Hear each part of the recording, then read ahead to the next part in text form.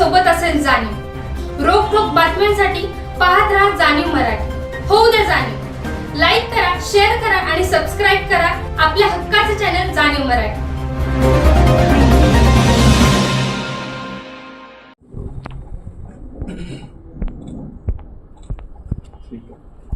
मौजे मेदगुटाडीत स्मशानभूमीच्या परिसरामध्ये लिंगमाया धबधब्याचं जे पाण्याचा फ्लो आहे त्या लिंगमाळा पॉइंटच्या नावानं अनधिकृत तिथं सगळे साहसी खेळाचे व्यवसाय उभे केलेले आहेत।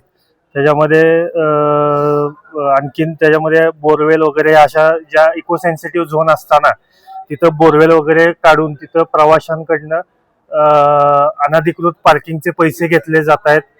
त्याचबरोबर त्या ज्या खेळांसाठी सगळं ते तिथं बरंच वृक्ष जे आहेत ते पण तोडायचं काम झालेलं आहे।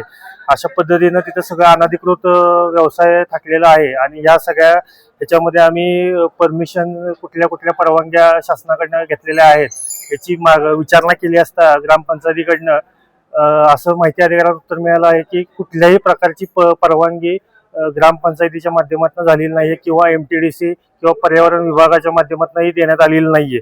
असं असताना काही राजकीय लोकांचं याला पाठबळ आहे, त्याच्यामुळं हे राजरोसपणे सगळं चाललेलं आहे। तर या संदर्भामध्ये एखादी मोठी दुर्घटना घडायची खूप दाट शक्यता असल्यामुळं मी आज जिल्हाधिकारी साहेब सातारा यांना या संदर्भातलं पत्र दिलेलं आहे की बाबा आपण ह्याच्यावरती तत्काळ या गोष्टीची शहानिशा करून आपण योग्य ती कारवाई करण्यात यावी। माहिती घेऊन तात्काळ आम्ही ह्या संबंधित चौकशी करतो असं जिल्हाधिकारी साहेबांनी उत्तर दिलेलं आहे।